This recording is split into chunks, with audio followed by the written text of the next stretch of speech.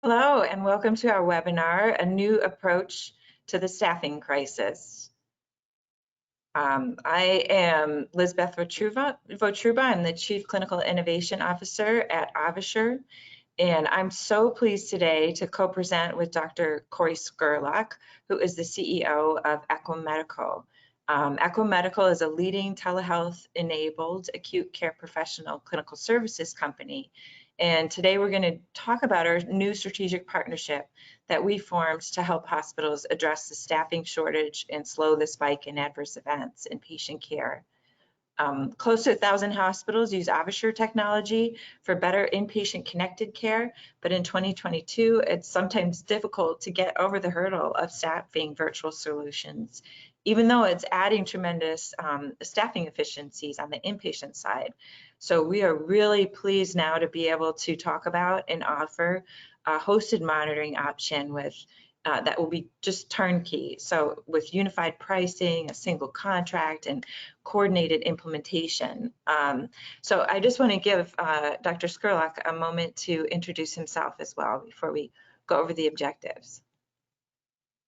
Thank you, Lisbeth. I really appreciate it. It's a real honor to be presenting alongside you. You've been such a pioneer in the tele-sitter space and now the telenursing space. So thank you for having me.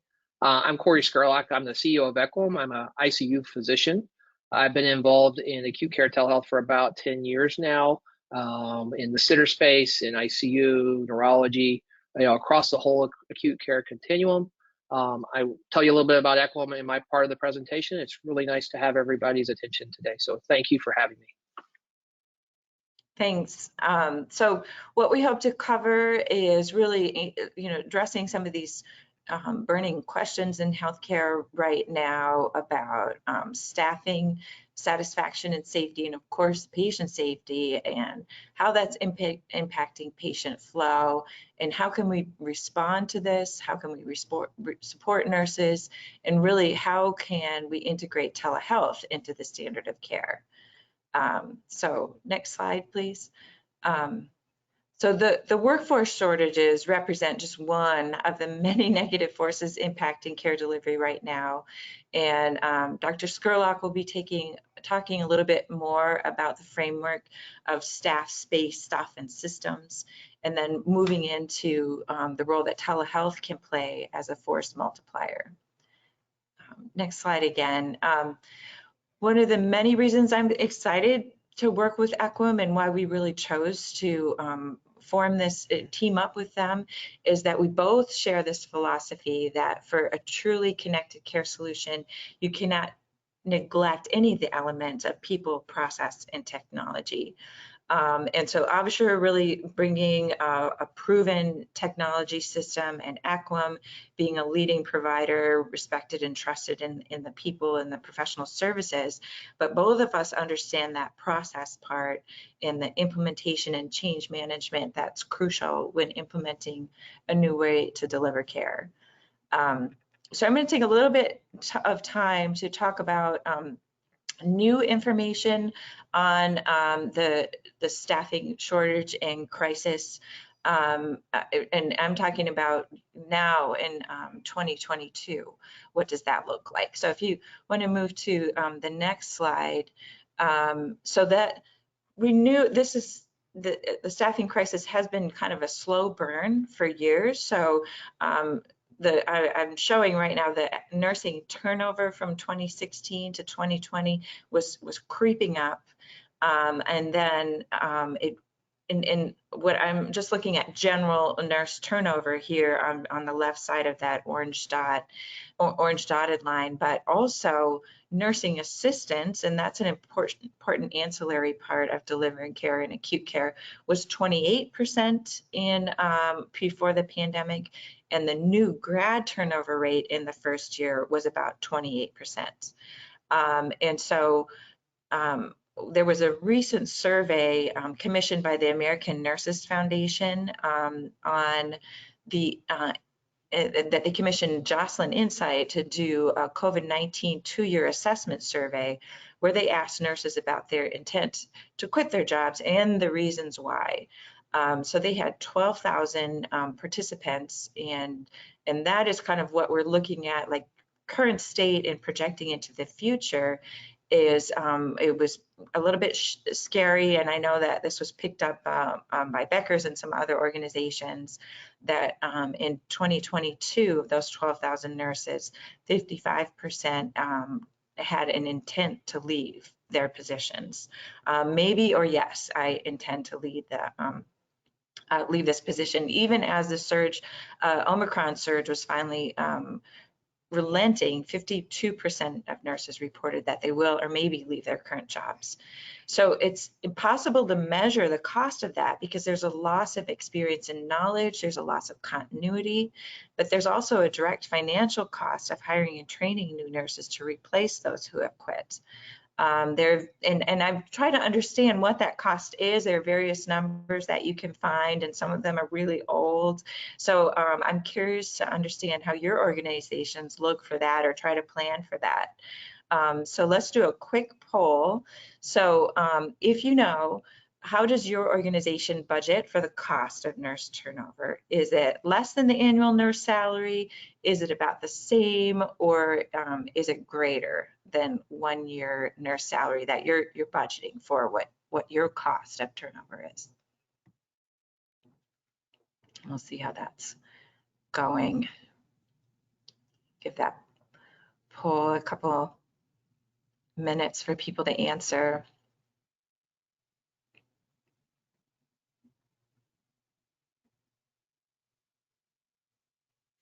And then as I give a few more seconds to answer, what we'll start talking about is the underlying reasons of why this is, and then getting into a more hopeful place very quickly about how can we address that and maybe not make it the 55% that we're seeing looming. Okay, let's just close the poll and see what we got. So, okay, it's kind of across the board, but a lot do look about equal to an annual RN salary. And what an RN salary is now in 2022 is different than what it was 3-4 years ago. And also obviously different depending on what place of the country you are. So let's move to the next slide. So that recent survey that was done by the American Nurses Foundation asked some very good questions about the underlying causes for the intent to leave, which points us to where we need to focus our efforts to prevent it. And so there was a recent excellent article in the AACN Advanced Critical Care about what they dubbed the disillusionment phase of COVID-19. And I really think that is a good way to capture all those elements that are kind of compounding the crisis when it feels like we should be getting through it. But there's the underlying issue of burnout, which has been going on for a while, but nurses may also be experiencing secondary trauma, compassion fatigue, moral injury, anxiety, and depression, some PTSD, and the cumulative grief from just helping and caring for patients that were dying at rates that they weren't used to. And so I think that the obvious one that we understand is that nurses are leaving, and in healthcare providers in general are leaving because they're leaving. So it's kind of this cycle that I can't do it anymore because I'm so short-staffed, so I'm going to quit. So then therefore you're more short-staffed. And on that A&F survey, 99.5% of the surveyed nurses said that staffing is a problem at their organization. So almost nobody said it wasn't a problem. And of course, there's kind of the insufficient pipeline of new nurses to replace baby boomer and retiring nurses. Surveys have shown that younger nurses are also disproportionately affected by the emotional strain of the disillusionment and those other issues that I just mentioned. And also, a nurse leader mentioned to me a couple weeks ago that the clinical portion of nursing school in the last couple of years was not as robust as it was pre-pandemic. So some of the experience that you really need in the clinical part of nursing, that those cohort of new grads, some of it was simulation, and it just wasn't as supported, obviously, by nurse preceptors who are stretched so thin themselves.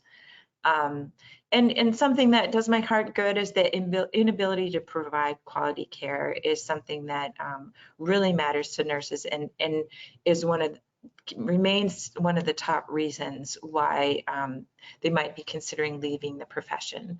So the joy in this work comes from providing quality care. And so how can we help them get back to doing that? 60% of nurses reported an increase in bullying and workplace violence during the pandemic. And then this last one, and I think I noticed those that registered for the webinar tend to be in leadership positions in their organizations. And there's a perception that nurses don't feel supported by their organizations. And that's so frustrating when I know that healthcare leaders are trying so hard and working tirelessly to support their staff. But the ANF survey asked this question: my organization cares about my well-being. And 43% of those 12,000 nurses disagreed with that, either disagreed or strongly disagreed. And when they looked at nurses less than 35 years old, 57% of them disagreed or strongly disagreed with my organization cares about my well-being. And then I could probably do another poll to see how many people forwarded you the New York Times op-ed video last month that was called "We Know the Real Reason for the Staffing Crisis, It's Greed." And that was, I mean, there were some good points in there, but it was alarming. And when you're really trying so hard to be supportive of your staff, that those types of editorials can be very stressful and misleading. So I'm going to just shift gears now and talk a little bit about solutions in the telehealth setting. From the AvaSure standpoint, we have a wide variety of experience with the AvaSure solution on the registrant, so I won't take too long, and certainly we'd be happy to explain a deeper dive. But some of the ways that the AvaSure solution just really supports both ancillary staff and nurses is one with the telesitter solution, which really provides staffing efficiencies, decreasing one-to-one sitter costs and freeing up staff to do more patient care. And then that quality that nurses really want to continue, and all healthcare providers want to continue giving good quality care. That's where the joy is.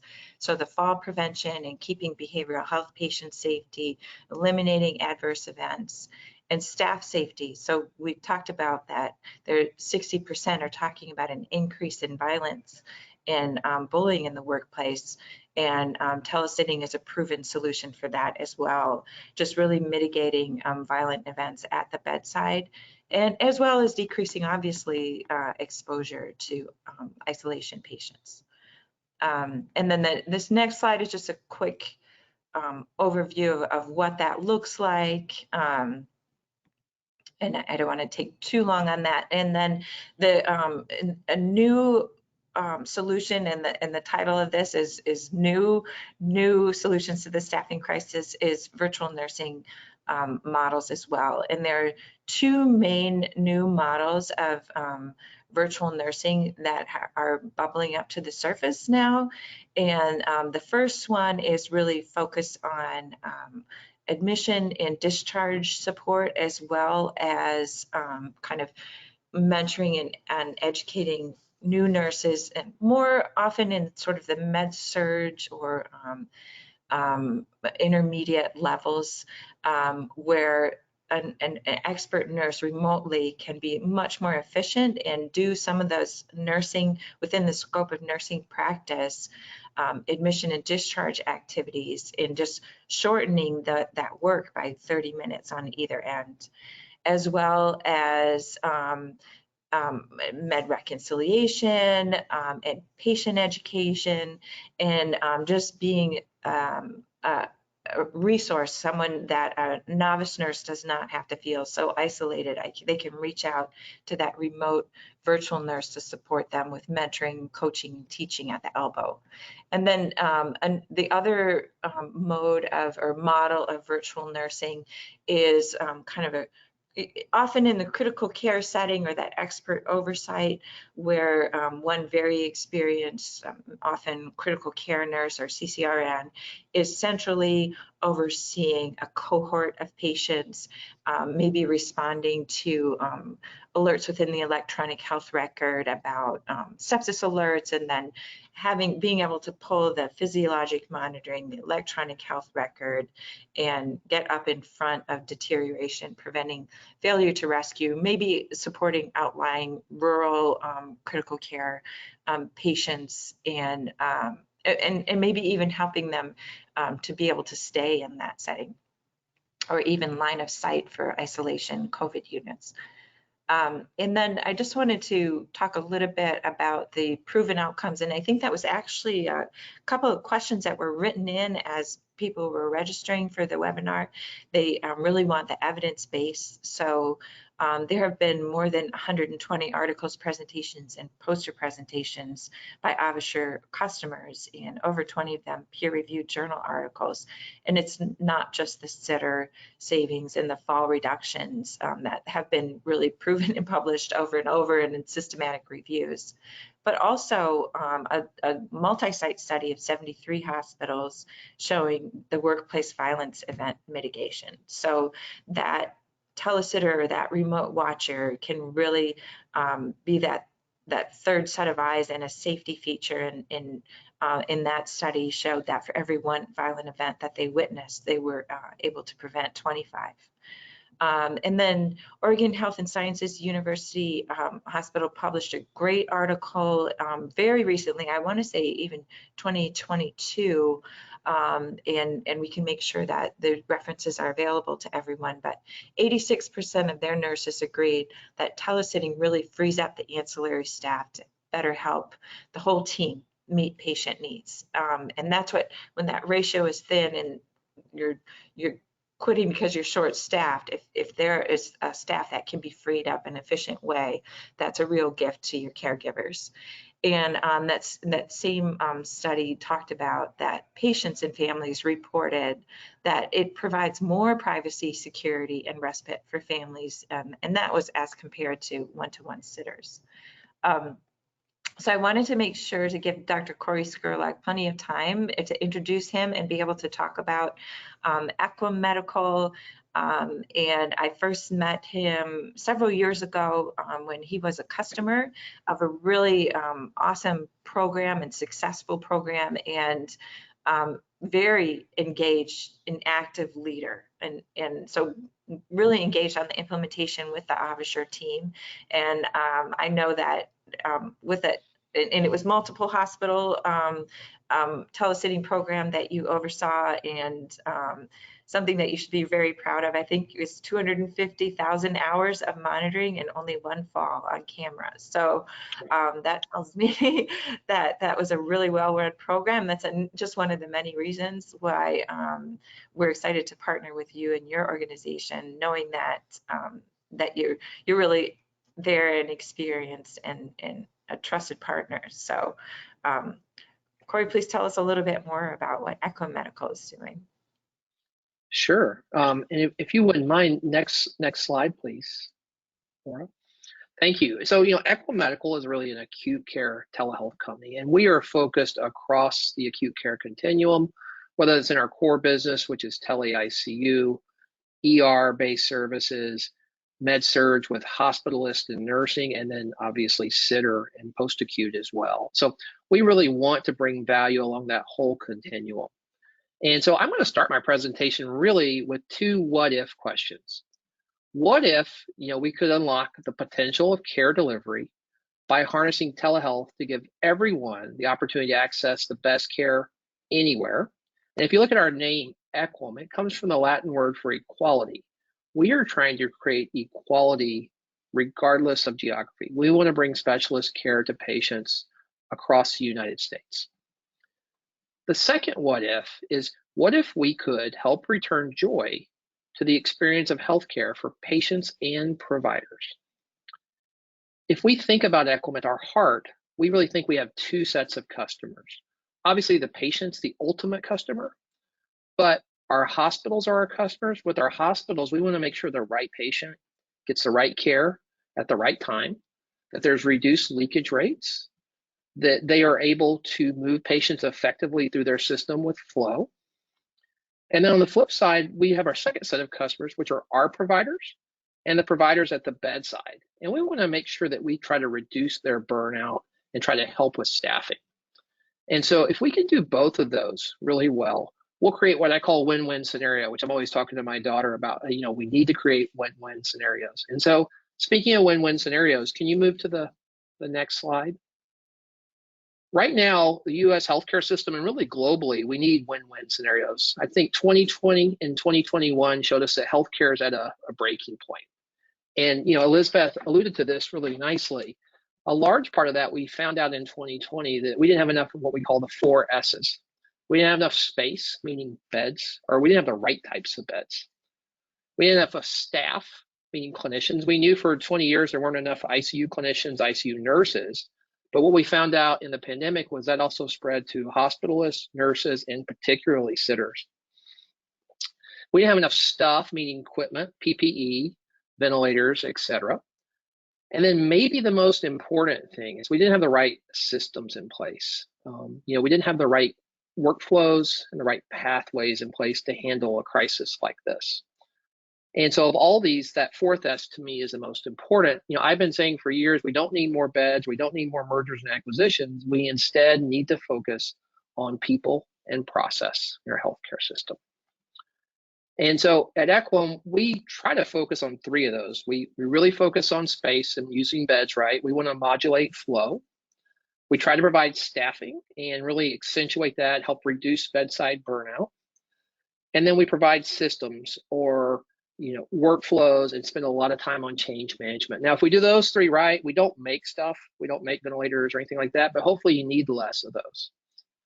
And so, this breaking analogy I want to use for the next slide, if you don't mind.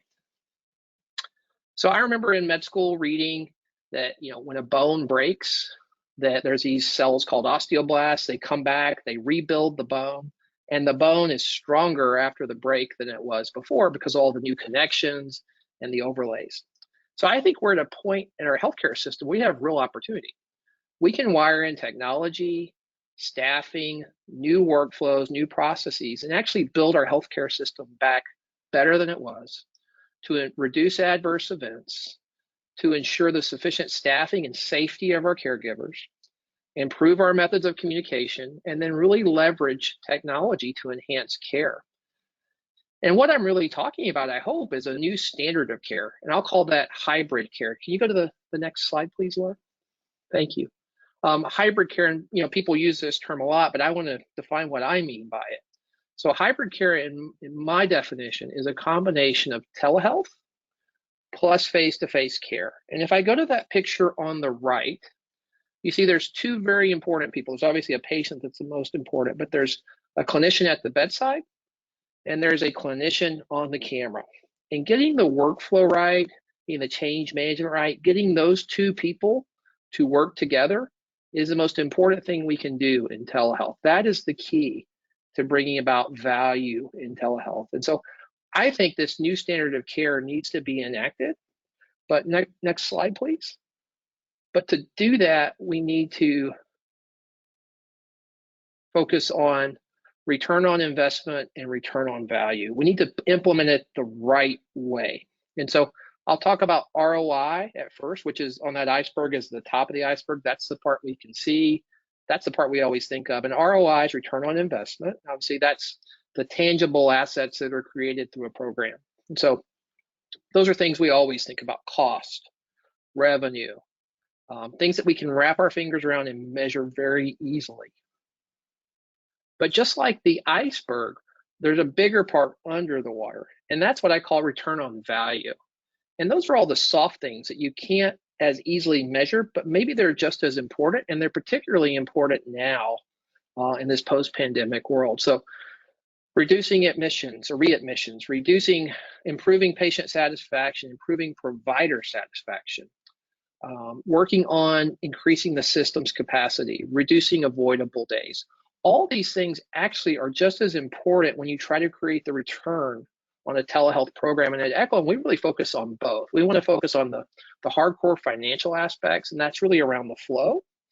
But then we also want to build in quality, so we can have some return on value as well.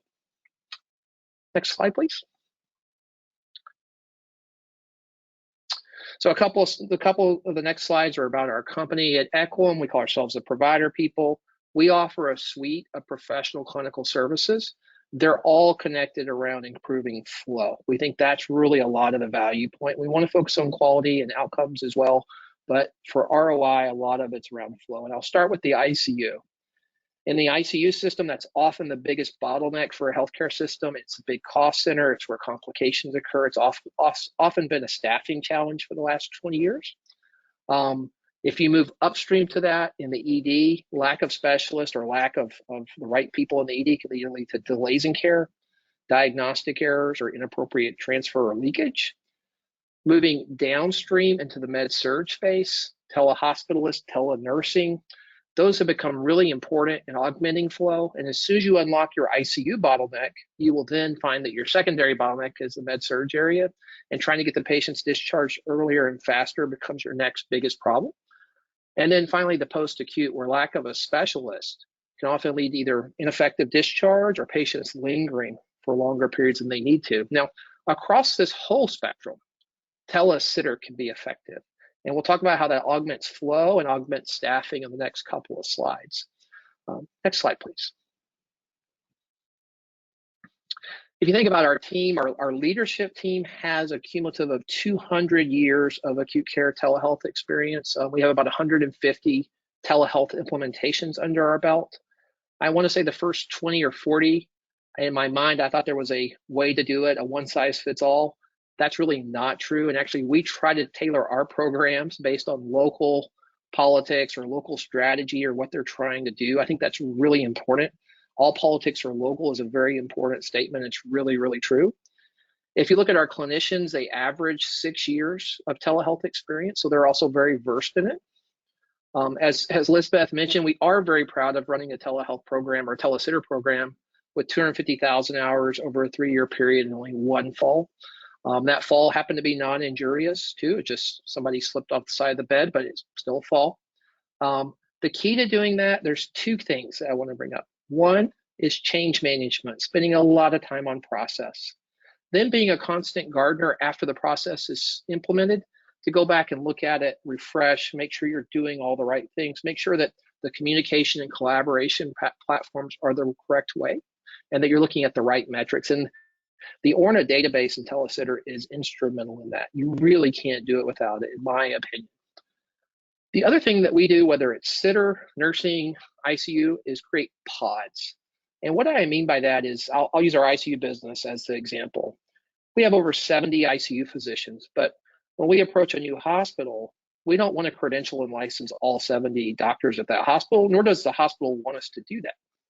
Instead, we'll break off a team of 15, 20 physicians who then cover that hospital. They become members of that hospital. They understand the local EMR. They know the nurses. They know the doctors. They understand the strategy we're doing. The same is true of sitter and nursing. We want to create that human touch that is the natural way we all do care. And we try to simulate that in telehealth as much as possible, because as I mentioned before, the technology is really important and you want to have the right data systems behind it.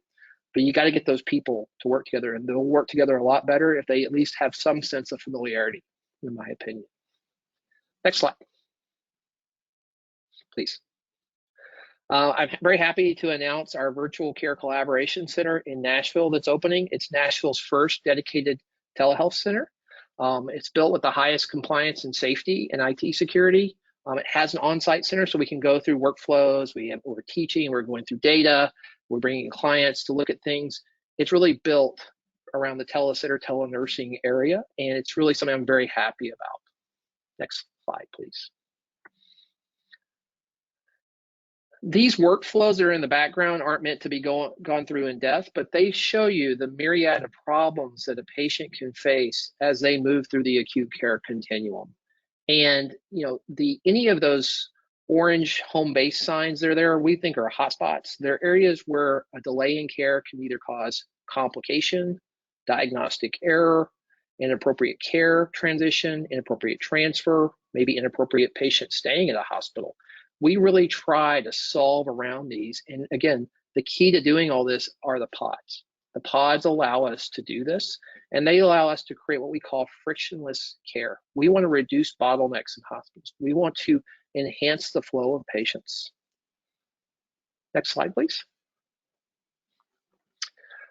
This, is an example of what we call the domino effect. And as Lisbeth rightly pointed out, nursing staffing shortages are really impacting healthcare systems right now.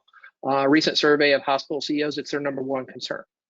What does that do? As you have staff shortages, well, it reduces flow. And when you have reduced flow, you have longer ER wait times. That overloads your ER staff. It also causes your left without being seen rate to go up. As everyone probably knows on this, as a patient waits in the ER who's, let's just say, critically ill, every hour they wait, there's a proportional increase in their length of stay and their mortality. That then translates into increased lengths of stay in the ICU, increased lengths of stay in the hospital, which can lead to further adverse events, new infections. I'm sure everyone on this webinar saw that for the first time ever in 2022, since it's been measured, CLABSIs and CAUDIs went up, not down. That is not because we forgot how to prevent CLABSIs and CAUDIs suddenly. It is because of staffing shortages, particularly nursing staffing shortages. It's also because of higher acuity and overload. And we have to solve around this. And that all leads to not only reduced patient satisfaction, which is very, very important, but even more importantly now, reduced provider satisfaction and further burnout. And so sitter is a great way to modulate this because it can return nursing assistants back to the bedside. Instead of watching patients, telesitter, the ROI on the financial part's easy to grasp, but the ROV is something that people often, in my opinion, underappreciate. And you can really drive, quality and outcomes by returning those supplemental people back to their staff, back to the bedside, and helping nurses like they should be doing, and like they're trained to do. Next slide, please. The next 3 slides will really show some data. The 2 of them will be sitter, and the next one will be sort of just other services that we do as well. The first one is, it's VOI, but it's really a financial aspect of it. And this looks at one hospital system where we implemented telesitter. It's about 1.5 years worth of data. I'll move to the right where the yellow is. And what you see is across this hospital system, as we started adding more and more units, there's a progressive ramp up of sitter utilization. And you see there's a little bit of month-to-month variation there, but the overall trend is way up. When I first got involved with sitter, I thought that'd be really easy to do. You just put the camera in there and then everybody says, yay, thank you. It's very difficult. You need to think about change management when you're doing it. And you need to get buy-in and do all the principles of change management strategy and have someone helping you with it. AvaSure is a great partner in that. And so this particular hospital, we had an $800,000 savings in staffing over 1.5 years. We'll get into the return on value in a second, but that allowed people to be returned back to the bedside as well, and to help the nurses and help with discharge and prevent complications and all those other great things we talked about a few slides ago. Next slide, please.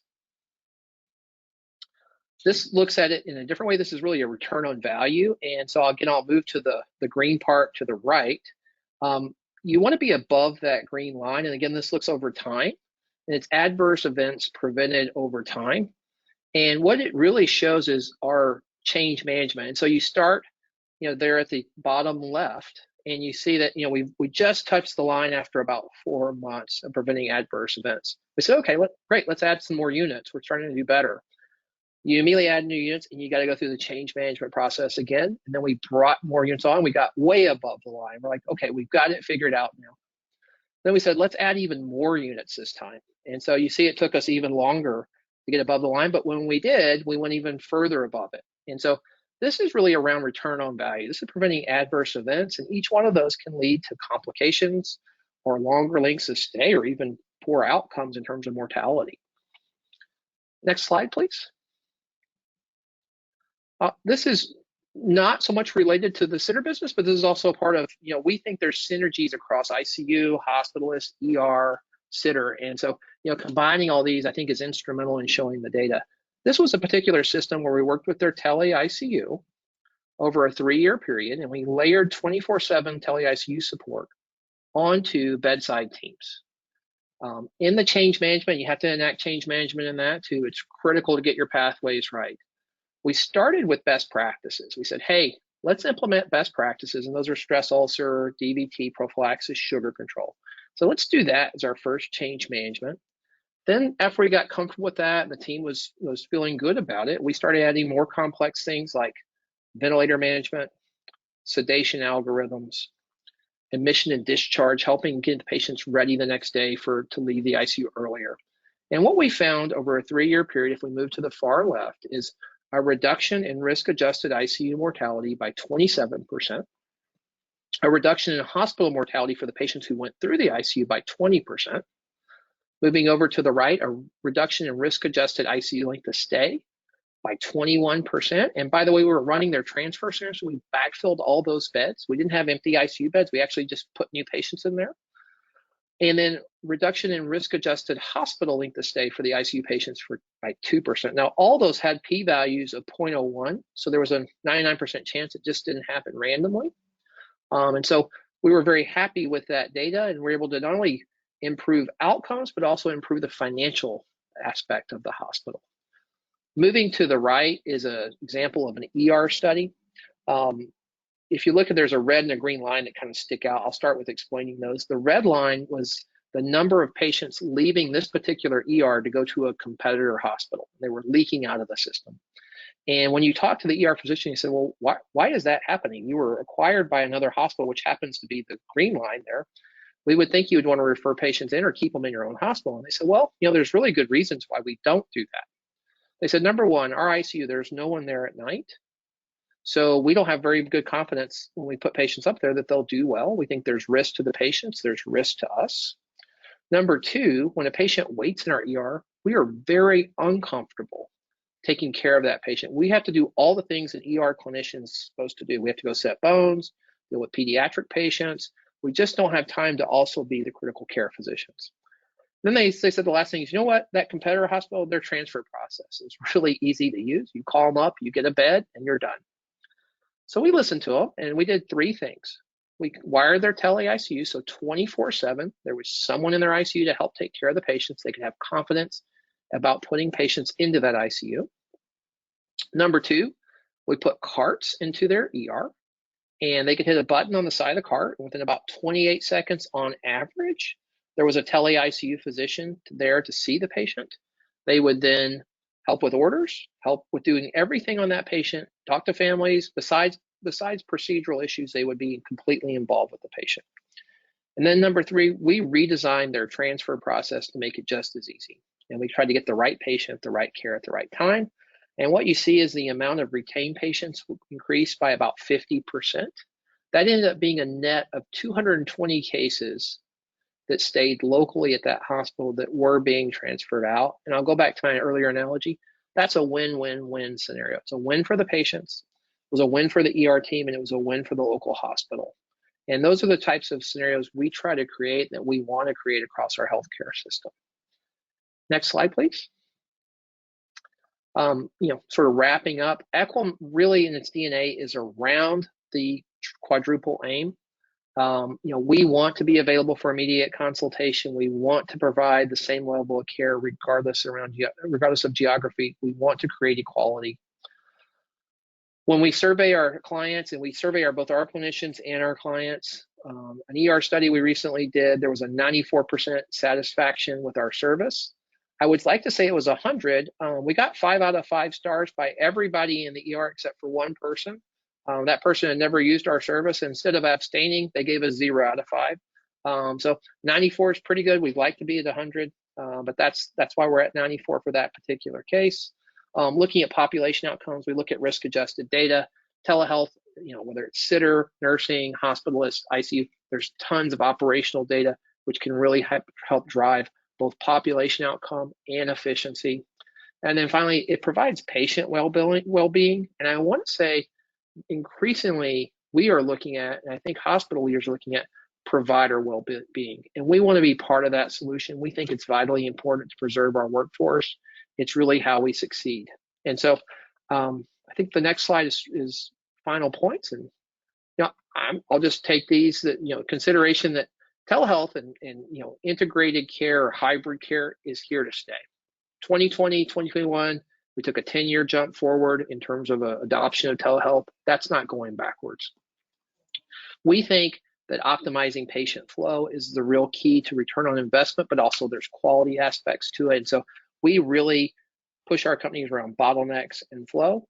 And then obviously, virtualizing care with a great platform like AvaSure and the data behind it with the Orna database can create immense ROI, but also ROV, which you should never overlook. It may be just as important these days. And so I believe that's the last slide. There's our contact information. And I think for anyone with questions, we're happy to follow up. Thank you so much, Corey, and thank you everyone for your taking time out of your day to spend with us. And we're really excited at where we are and want to be there to provide something turnkey and simple to meet needs that are so immediate. And I hope we'll be at AONL, so maybe that's coming up really fast, and so excited to be back in person finally. And so booth 433, and mark your calendars for the AvaSure Virtual Symposium, October 5th and 6th. And thank you so much, Dr. Scurlock, and thank you everyone for your time. Thank you, everyone, and thank you, Lisbeth. Really appreciate it.